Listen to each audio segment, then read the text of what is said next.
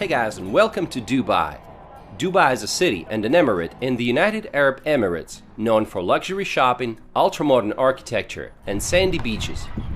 Dubai was turned from a desert backwater into one of the world's most futuristic cities in less than 50 years. Where is Dubai located? In the eastern part of the Arabian Peninsula, on the coast of the Persian Gulf. The city is growing so fast, I was actually visiting it back in 1995 with my dad, and when I came here for the second time, I couldn't recognize anything. My first impression was that the city is just so overwhelming. Different parts of the city are just so spread out, and it's not clear how to get from one place to another.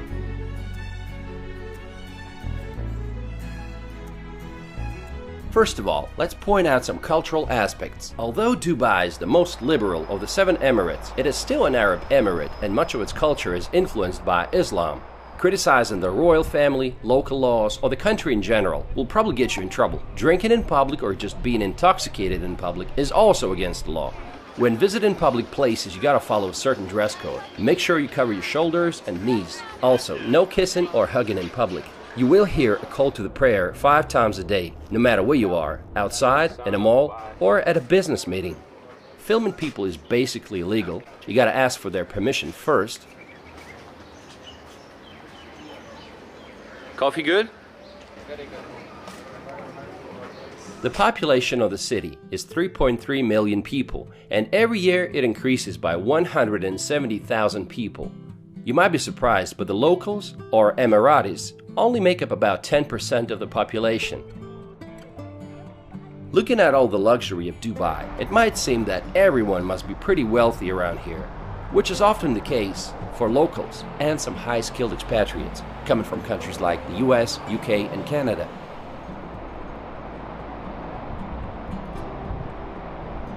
But it's a completely different story for the construction workers and the taxi drivers that come from Pakistan, Bangladesh, India, Nigeria, Egypt, and other countries, who only average about $600 or $700 a month. Hello.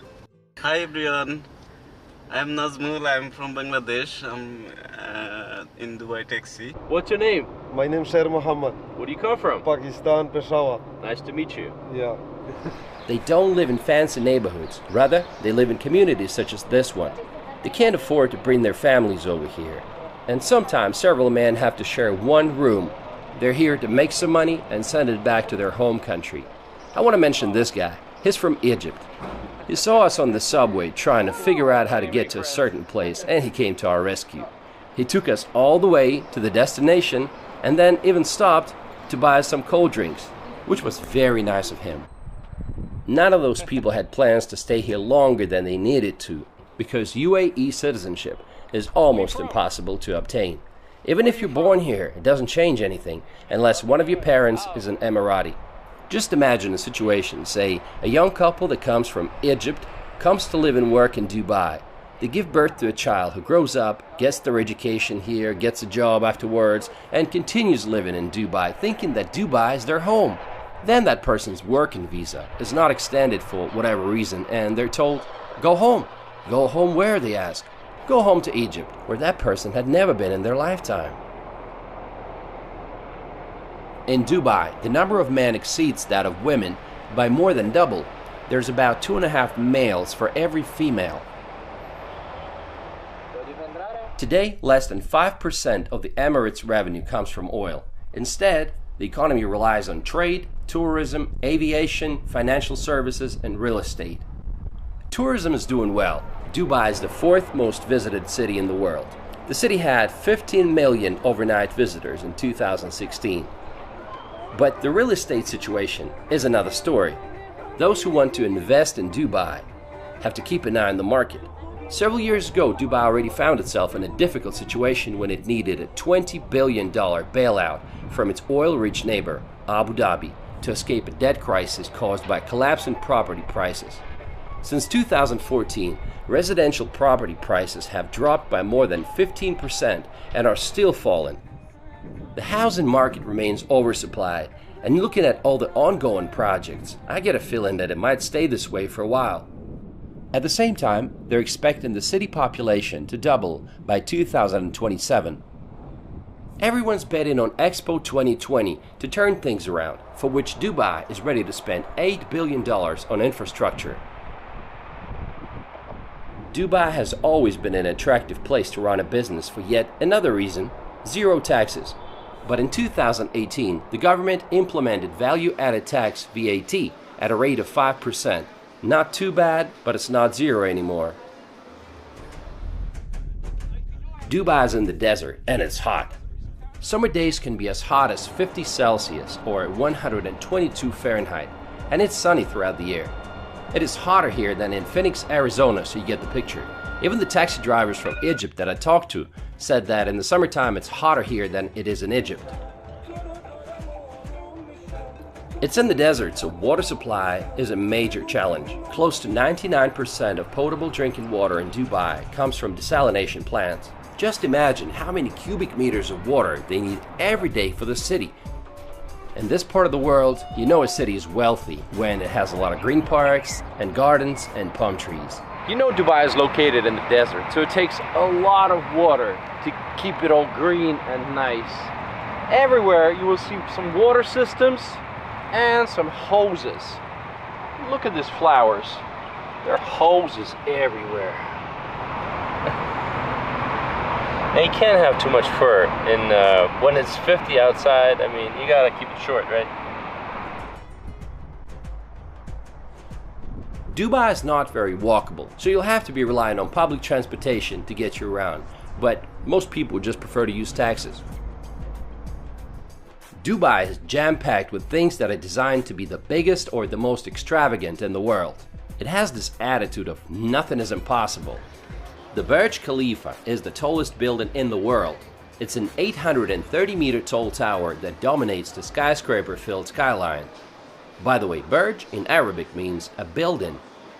While without a doubt it's a true masterpiece, it might be just a little bit of an overrated site for tourists.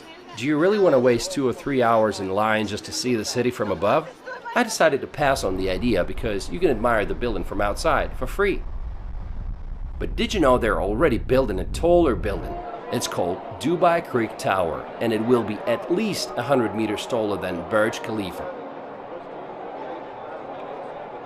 Dubai has the world's largest flower garden, Dubai Miracle Garden. The garden has a total of 45 million flowers. So nice to find yourself in this beautiful area and take a break from the busy city.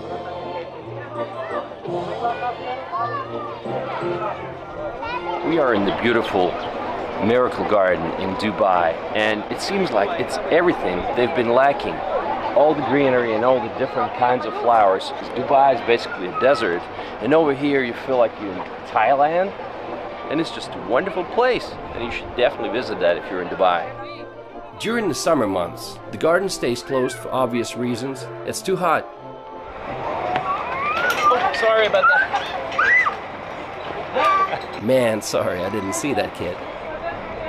Where do you find the best roads in the world? For 5 years in a row, the Emirates had been #1 when it came to quality of roads, according to Global Economy. And of course, if you have some super roads, you need some supercars, right?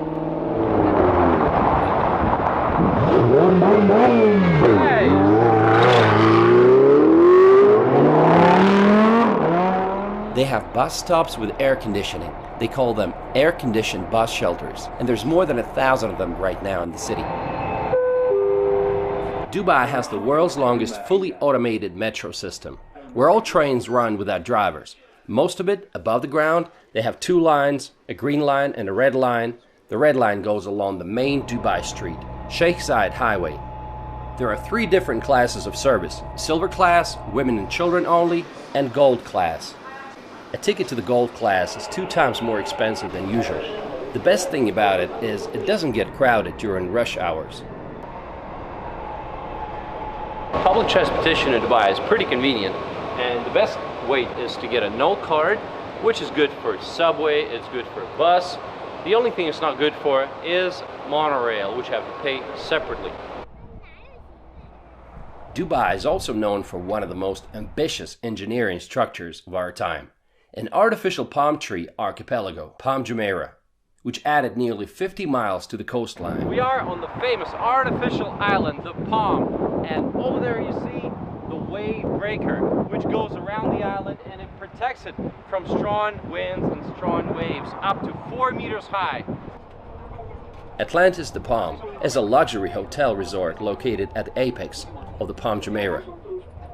Among other things, it has Aquaventure Water Park and the Lost Chambers Aquarium that is home to 65,000 marine animals. Hi, where you guys from? From Sweden. Hello, Russia. Welcome to Dubai. Thank you. Okay, bye-bye. Bye. There's another Atlantis on the way. It's a $1.4 billion Royal Atlantis that is expected to be opened in 2020.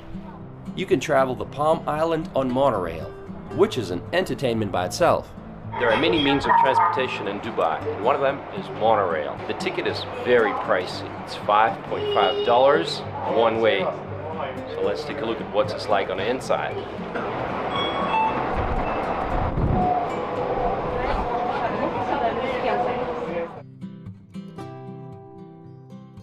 To get a good view of Palm Jumeirah, you might want to go to Marriott Harbor Hotel that has a bar on the 52nd floor with a wonderful view.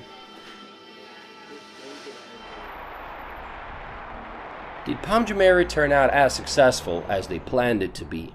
Well, not really. Instead of an exclusive private enclave, you got a generic copy of American suburbia. The houses are standing side by side at 3 times the original planned density. In fact, they were planning a larger series of developments called the Palm Islands, which were going to be many times larger than Palm Jumeirah.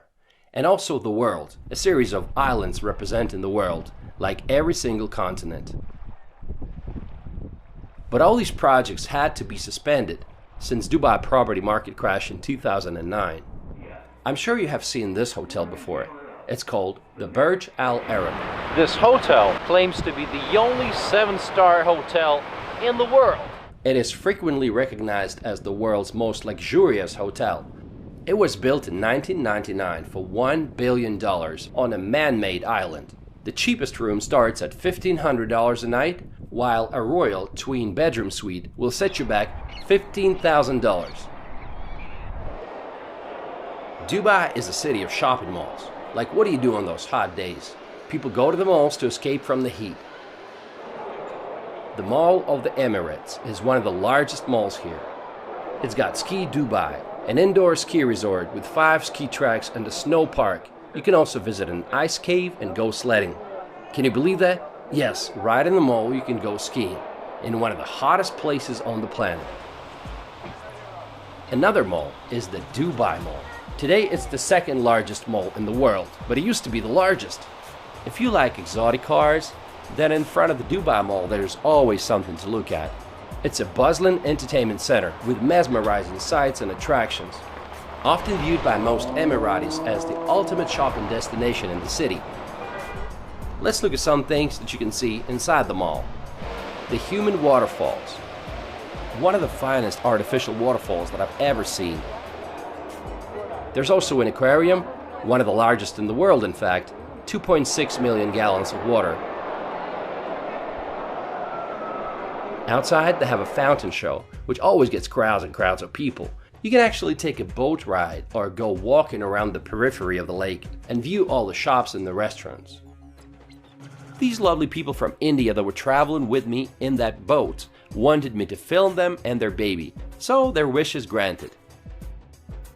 There are 65 malls altogether in the city, and each one of them is trying to be unique in some way. Take a look at this one. It's called Wafi Mall, and it's styled after ancient Egypt. Honestly, I'm not a big fan of shopping, and I easily get tired of huge malls. What can you do outside of the city?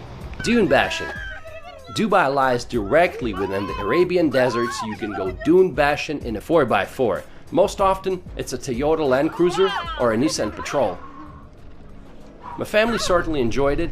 It was like riding a roller coaster, and I asked the driver how many times he flipped the car in his life. He said none, so this made me feel more comfortable. Wow.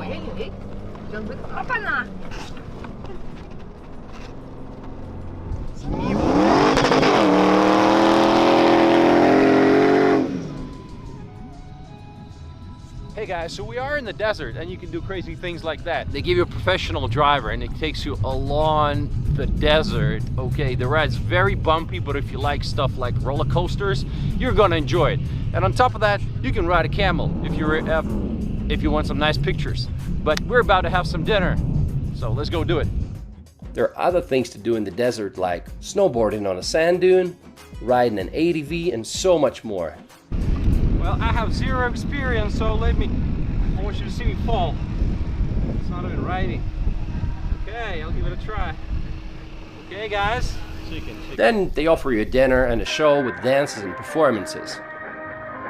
Just to give you the scale, we had 700 people that night, and our driver said that there are altogether about 20 companies doing that in the city.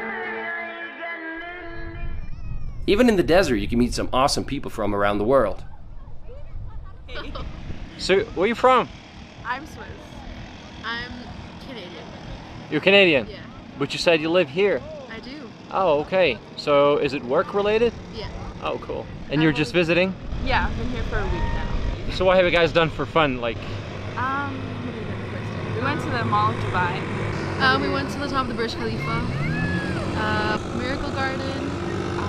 I'm going to Jumeirah Beach. It's really nice. hey, what's your name? Annika. Oh, what's your name? Hanadi. Nice to meet you. Nice to meet you. One of my favorite places in Dubai is the Global Village. It's a huge park that combines cultures of 90 countries from all across the world in one place.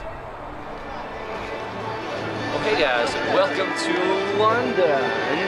Oh, wait a second. I think I'm mistaken. We're in Moscow. Welcome to Moscow. Actually, we're in New York City, right? It's pretty confusing, but actually we are in Dubai, and this place is called the Global Village. You can get souvenirs, spices, and try food from almost every corner of the planet. Well, except for Israel.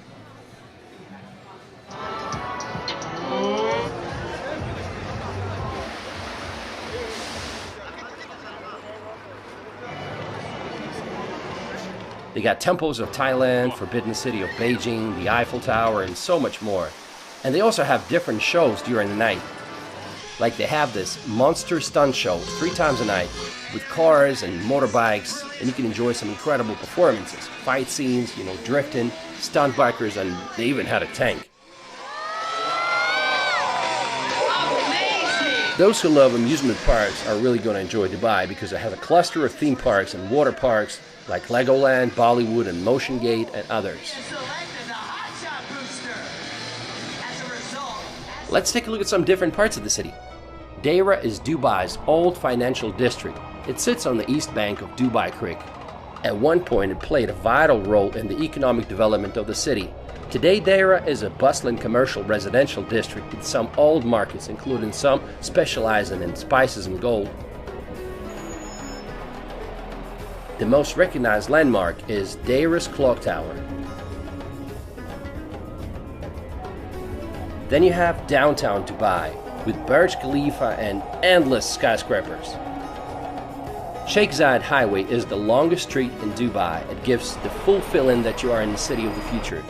On both sides of the road there are numerous skyscrapers that seem to compete in height and originality. Look at this structure looming over the city's financial district. It's called the Museum of the Future. It will be open just before the World Expo starts in October 2020. One of the newest areas in the city is Dubai Marina. It's a modern, expensive residential neighborhood that has one of the largest concentrations of Westerners living in the city. It's just a walking distance away from the beach at JBR, which stands for Jumeirah Beach Residence. There's plenty of things to do here, from jet skiing to skydiving. A new addition to this district is Blue Waters Island that opened in 2018. It's an artificial island that will feature a 210-meter tall giant Ferris wheel called Dubai Eye. Of course, it's going to be the largest in the world. What else did you expect? Dubai has a number of beaches to choose from. Let's take a look at some of them. Kite Beach. It is Dubai's sportiest beach, a favorite with many kite surfers. People come here to jog or play beach volleyball. There's also a skate park, an outdoor gym, and plenty of other things to do. Dubai. Where you from? Ah, Where you from? I'm from Alaska. No, this can't be right. You're from Alaska. How are you, man? Don't worry, don't worry. No corona, don't worry. Everything is. How are you, sir? I'm from Alaska. I travel all over the world, but Dubai is the best place in the world, you know. Is that right? You have east and west, everything. No corona, nothing. No virus, nothing. Yeah, everything is clean, yeah? Okay. The rulers here are fantastic. It's a growing economy. Everything is booming here. Life is beautiful. No taxes. Fresh air, free of charge, complimentary, you know. What's your favorite part of the city? Favorite part of the city is the Kite Beach, you know. The Kite Beach? Oh, it's fantastic. We're right here on the spot. We're right here. Right place, right time, right people. What more you want, man? But what about the parks? My first impression was that the city's nothing but a concrete jungle and there's no parks. Well, it's not like that. There are plenty of parks. This one's called Al Barsha, where people come to go jogging or just take a break from the busy city life. They even have golf courses here, can you imagine? So how did it all start? Dubai was a village of fishermen and pearl hunters until the mid-20th century. The best way to look at this distant past is to visit the Dubai Museum. It is located in Fort Al Fahidi, which is the oldest building in Dubai, built in 1787. Pearl hunting was the main source of income for the local population back then, but the invention of artificial pearls by the Japanese in the 1930s destroyed the economy. In 1968, Great Britain abandoned the protectorate of the Gulf countries. Right around this time, oil was discovered, and from that moment, the Emirates got a quick start in the development. They say driving a car in Dubai is not for everyone. Locals say that if you miss an exit, it might take you 20 to 30 minutes to get back on the route. Speeding fines are no joke. For example, if you exceed the speed limit by 20 kilometers an hour, your fine's going to be an equivalent of $82. But if you exceed it by 80 kilometers an hour, it's going to be $820. Once, a British tourist got stuck in Dubai after racking up $45,000 in speeding tickets in a rented Lamborghini. In 4 hours, he triggered every speed camera on Sheikh Zayed Road, and they wouldn't let him go until they paid the fines in full. One of the newest additions to the city is the Dubai Frame. You can see it from a distance. Its height is 150 meters. It has a glass floor. The idea is that it splits the city into the old part and the new part.